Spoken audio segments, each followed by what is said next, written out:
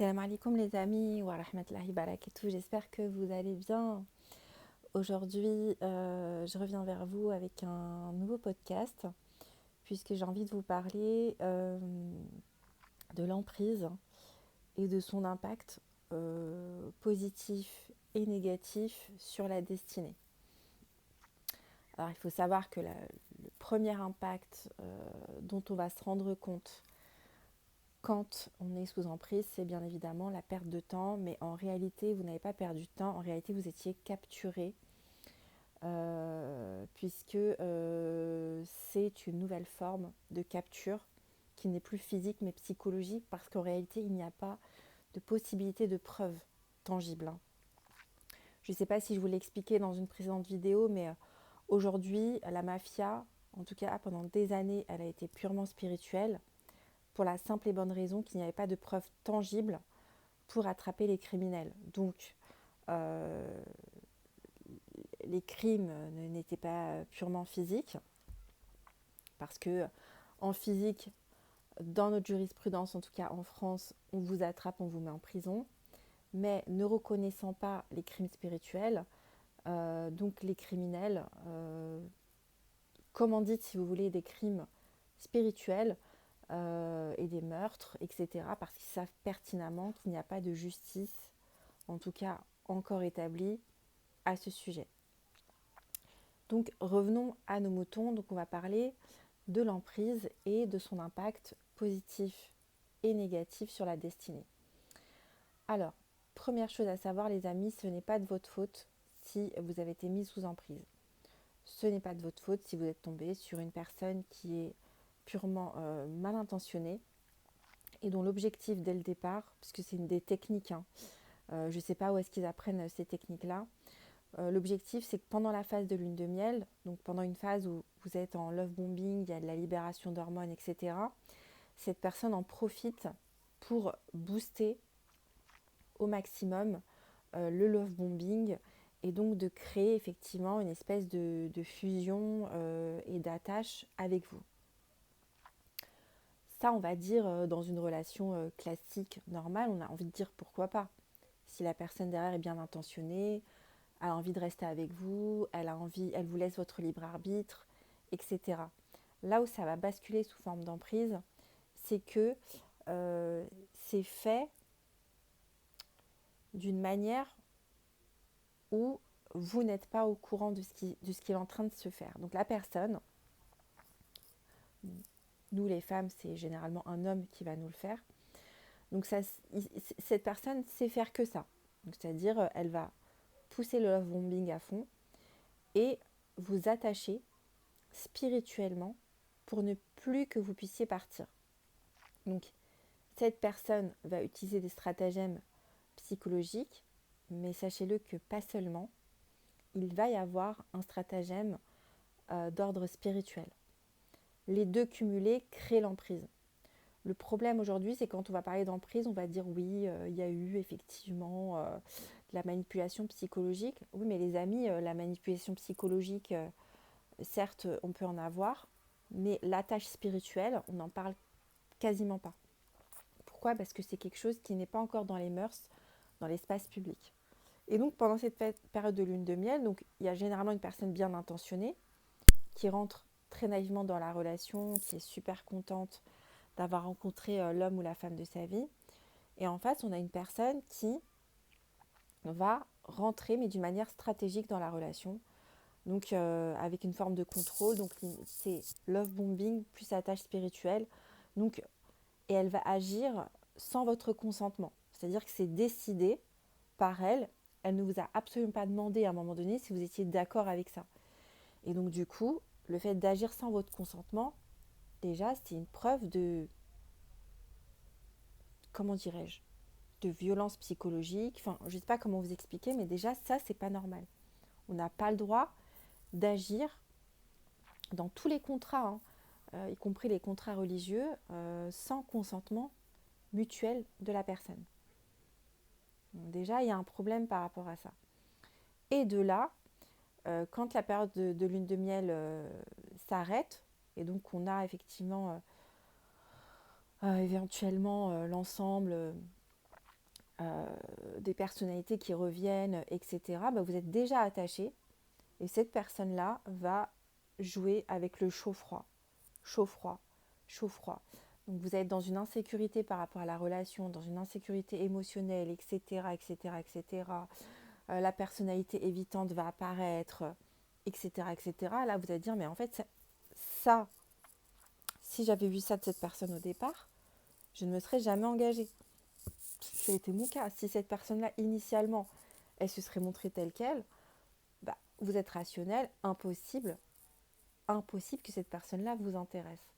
Mais vous avez vu une personnalité, une personne avec qui vous entendiez bien, etc. au départ, c'est pour ça que vous avez accroché. Mais une fois que la personne vous a attaché psychologiquement et spirituellement, et là, le naturel revient au galop et vous voyez une personnalité limite que vous ne connaissez pas. Donc c'est là où la personnalité évitante va apparaître, le chaud-froid, les chocs émotionnels, etc., etc. Pourquoi les chocs émotionnels? L'idée étant de créer en permanence des chocs émotionnels pour vous mettre en chaos technique et vous éviter de partir en fait. Donc c'est vraiment des techniques sataniques. Je ne sais pas où est-ce qu'ils apprennent ça, je vous dis la vérité, c'est comme les personnes qui font de la sorcellerie, je ne sais absolument pas qui sont leurs mentors, entre guillemets, je ne sais même pas où est-ce qu'ils vont trouver des personnes qui vont leur apprendre ce genre de technique, mais l'objectif c'est de vous mettre KO dès le départ. Donc c'est généralement des personnes traîtres, lâches, etc., qui ont vraiment des caractéristiques ignobles. Et donc, au moment où vous allez vous relever, on va vous remettre KO. Au moment où vous allez vous relever, on va vous mettre KO. Donc c'est très pervers comme manière de se fonctionner.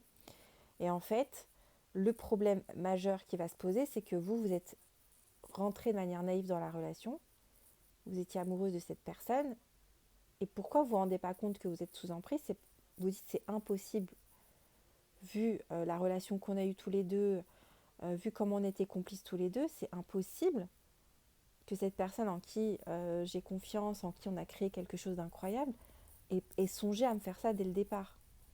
En réalité, d'un point de vue de la raison, c'est impensable. C'est triste à dire, mais on sort de l'emprise quand on a accepté que c'était vrai. Quand on a accepté que cette personne-là, en qui vous avez eu confiance, en qui vous avez confié une partie de votre vie, parce qu'une relation amoureuse, c'est une partie de votre vie, et songez dès le départ à se comporter comme ça d'une manière consciente ou inconsciente. Et les amis, c'est très très dur à accepter. Et donc, cette idée ne nous venant pas en tête, eh ben on va rester comme ça très longtemps. On va dire non, mais attends, c'est pas possible, ça peut pas venir d'elle. Et en réalité, on a des brides comme ça, de dire oui, il y a l'histoire d'emprise, mais non, ça ne me concerne pas. Une sorte de déni, non, mais c'est pas possible, etc. Et en fait, la sortie de l'emprise, les amis, c'est quand vous allez vous rendre compte que vous êtes sous emprise et que vous l'avez accepté. Et que vous avez accepté malgré tout, malgré le mal que ça peut vous faire, que oui, cette personne que vous aimiez, dès le départ, elle est rentrée dans le game, non pas comme vous, d'une manière naïve, mais d'une manière stratégique. Et c'est triste à accepter, mais il faut l'accepter. Parce qu'en réalité, une fois que vous avez accepté tout ça, c'est là où l'emprise se dénoue. On a toujours parlé de la prise de conscience dans mes podcasts, mais vous avez une prise de conscience qui arrive. L'acceptation, et là, votre cerveau, il est tellement bien fait que c'est là où l'emprise va se dénouer petit à petit et que vous allez pouvoir en sortir. D'un point de vue spirituel, ce que j'ai envie de vous dire, c'est qu'on a l'impression qu'on nous a absorbé notre âme. Il y a la double stratégie psychologique et spirituelle. C'est la combinaison des deux qui crée l'emprise. C'est pas juste l'aspect psychologique, parce que généralement, les personnes qui sont sans emprise sont quand même des personnes qui sont assez intelligentes. Donc, il y a l'aspect énergétique de la personne intelligente qui va intéresser, entre guillemets, le ravisseur, qui est un criminel psychologique, parce qu'il y a cette substance qui est intéressante chez la personne sous emprise, c'est qu'elle a généralement une plus-value qui est pour moi le compte épargne spirituel. Le compte épargne de la personne qui est sous emprise est positif, le compte épargne spirituel.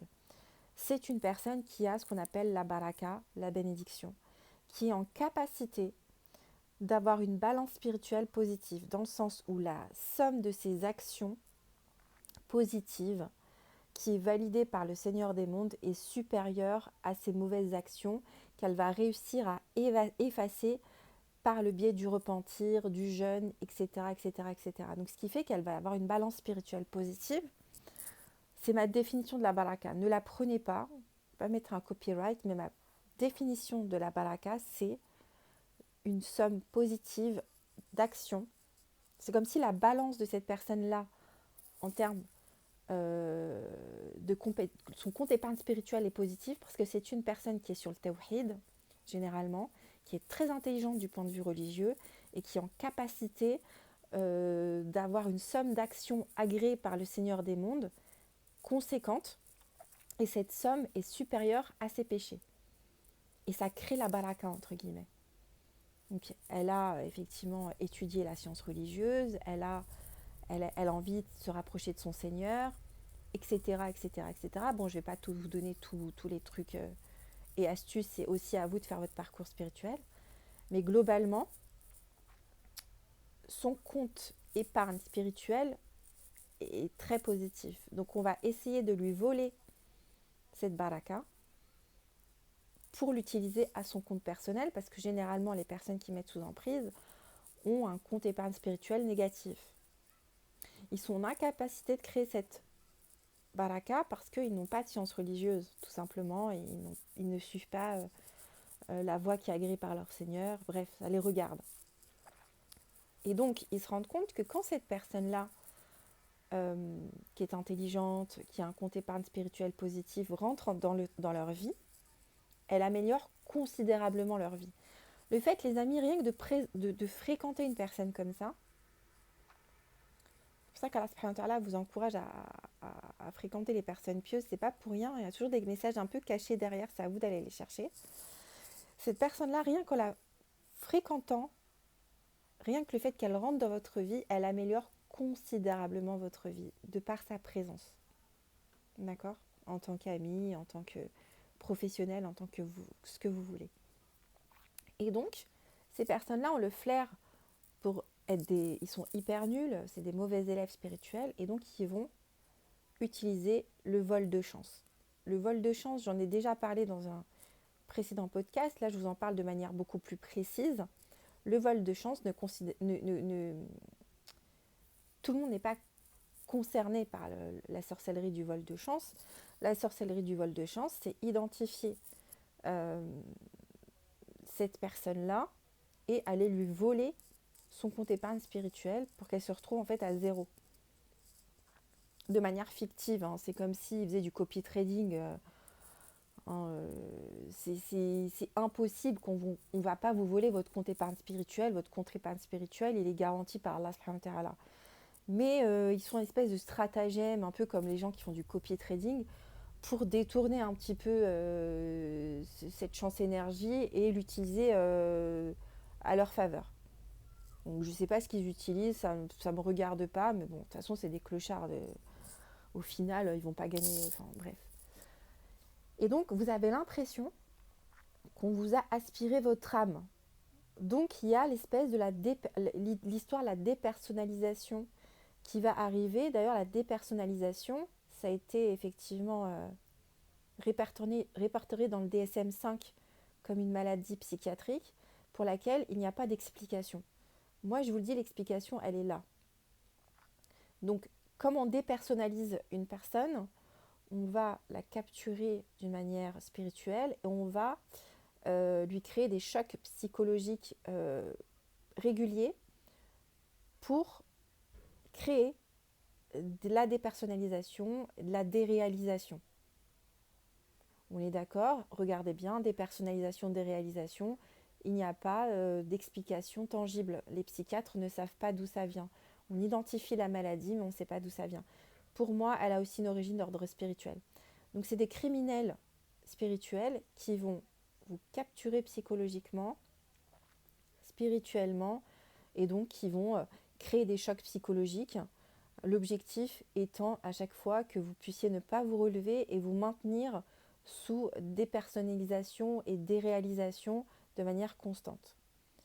D'accord ? Dans la relation amoureuse, c'est créer une forte relation dès le départ dans le love bombing, donc pendant les trois premiers mois de la relation amoureuse, pour qu'il y ait vraiment une relation privilégiée entre vous deux.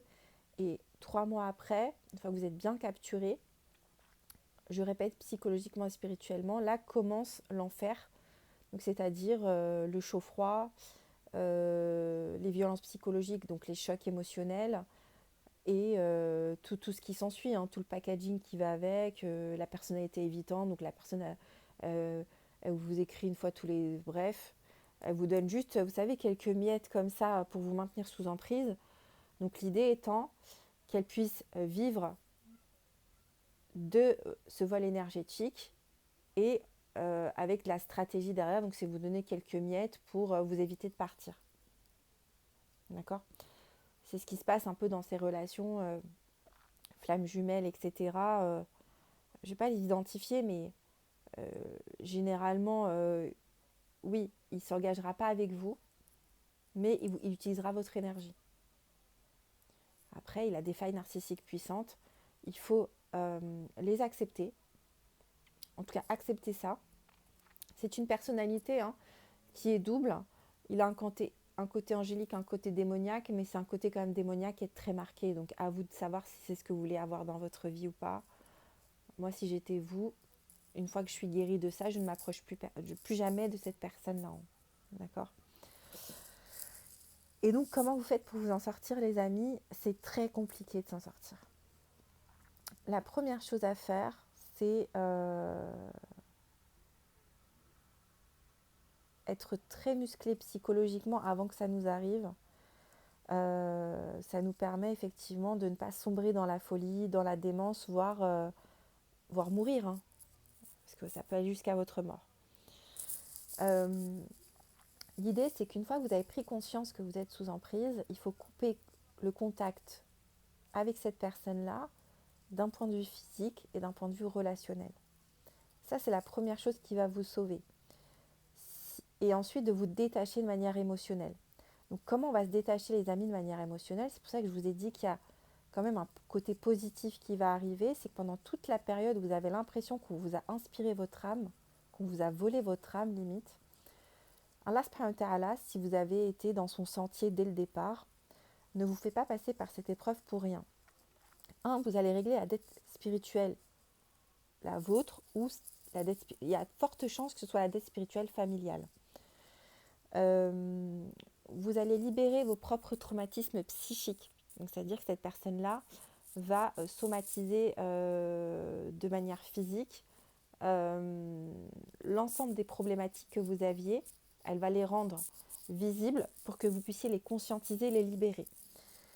C'est une fois que tout ce travail a été effectué que vous allez avoir un détachement émotionnel et que ce que vous aviez manifesté il y a quelques années en arrière, c'est-à-dire cette relation, qui certes était belle au départ, etc., vous n'allez plus la manifester à l'instant T. C'est-à-dire que cette personne-là, en l'état, ne va plus vous intéresser. Plus vous allez libérer des traumas, moins cette personne va correspondre à votre idéal actuel, puisque vous êtes une autre personne. Vous allez avoir un détachement émotionnel parce que vous allez tellement trouver ça ridicule, incroyable, tout ce qu'elle vous fait subir, qu'à un moment donné, ça va vous passer au-dessus. C'est-à-dire, elle peut vous faire ce qu'elle veut, limite, ça va vous passer au-dessus. Donc, ce détachement émotionnel va vous aider à fermer la porte définitivement à cette relation d'une manière physique et relationnelle. Et vous allez fermer cette porte définitivement pendant 1 an, par exemple. Et une fois que vous avez par la suite pris conscience que vous étiez sous emprise, que vous l'avez accepté, que vous êtes sorti du déni par rapport à ça, c'est comme un coup de baguette magique, votre cerveau va vous permettre d'en sortir. Et là, vous allez ouvrir les yeux, parce que c'est comme si le gaslighting, vous avez empêché, il y avait un brouhaha exprès, sous emprise, qui vous évite de parler, qui vous évite de vous débattre, etc. C'est fait exprès. Vous allez ouvrir les yeux sur la relation, mais en vous disant, mais qu'est-ce que c'est que ça, quoi ? à chaque fois qu'il a dénié, vous allez dire, mais en fait, mais c'est incroyable tout ce que cette personne-là a osé me faire subir, tout en étant dans le déni de ce qu'elle me faisait subir. Donc, vous allez récupérer votre âme. Vous allez sortir de la déréalisation. Vous allez sortir de la dépersonnalisation. Vous allez retrouver votre intelligence, parce que c'est une personne, en fait, généralement, qui même au niveau de l'intelligence, n'est pas à votre niveau.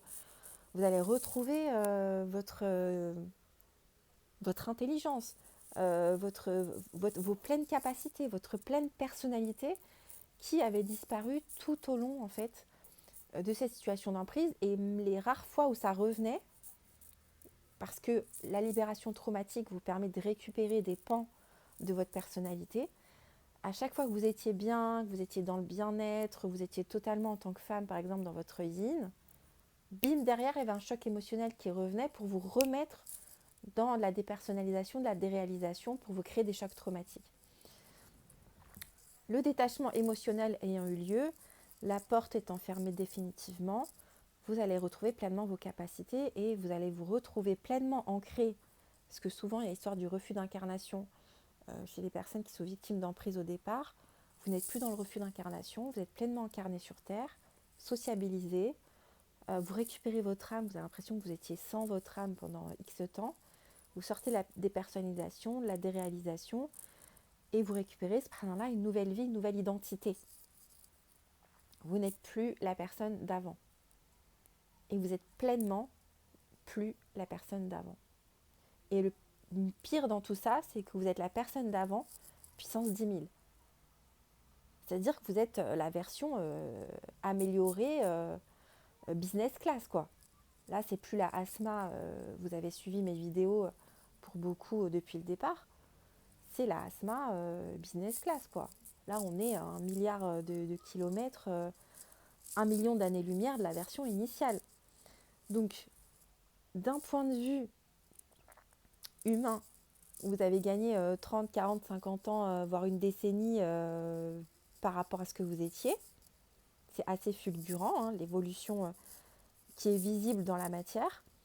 Par contre, vous avez l'impression quand même, humainement parlant, d'avoir perdu votre temps parce que vous dites, mais en fait là, j'ai vécu quelque chose de chaotique d'un point de vue amoureux, je ne suis pas mariée, etc., etc.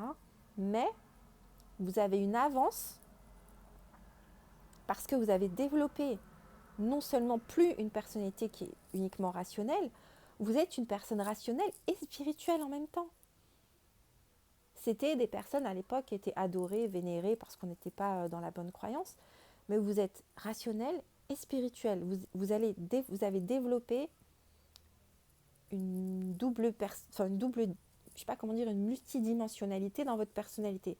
Vous avez et le mode rationnel et le mode super-héros. Donc vous vivez une vie où vous êtes, c'est plus que vous avez terminé le jeu vidéo numéro 1 et vous êtes passé à la suite du jeu vidéo, si vous avez bien compris. Vous avez terminé un premier jeu et vous êtes dans le jeu numéro 2. C'est un peu comme dans les mangas, dans le jeu, etc. Vous avez terminé la saison 1, vous êtes passé à la saison 2. Alors qu'il y en a, ils n'ont même pas commencé la saison 1. Parce que vous avez été dans le vrai. Parce que vous êtes sorti du déni. Parce que vous êtes dans le vrai monde. Ce vrai monde, en réalité, qu'on a essayé de nous faire oublier, c'est un monde avec une dimension spirituelle. Et cette dimension spirituelle est connectée au monde réel. Et pour toutes personnes qui sont de confession musulmane, ou les autres le savent pertinemment, nous, on a des preuves tangibles qui sont dans notre sunna, et on a des preuves que nos prophètes vivaient ici-bas, dans le monde réel, et que les miracles arrivaient bien dans ce monde réel. Donc on a des preuves tangibles, les amis, que le spirituel est connecté au monde réel. Et c'est dommage parce qu'il y a beaucoup de pays qui ont déconnecté les deux par protection, parce qu'ils ont eu peur que la dimension spirituelle rattrape le monde réel. Mais c'est ce qui est en train de se passer, la jonction est en train de se refaire. Et vous êtes parmi les premières personnes à l'avoir compris.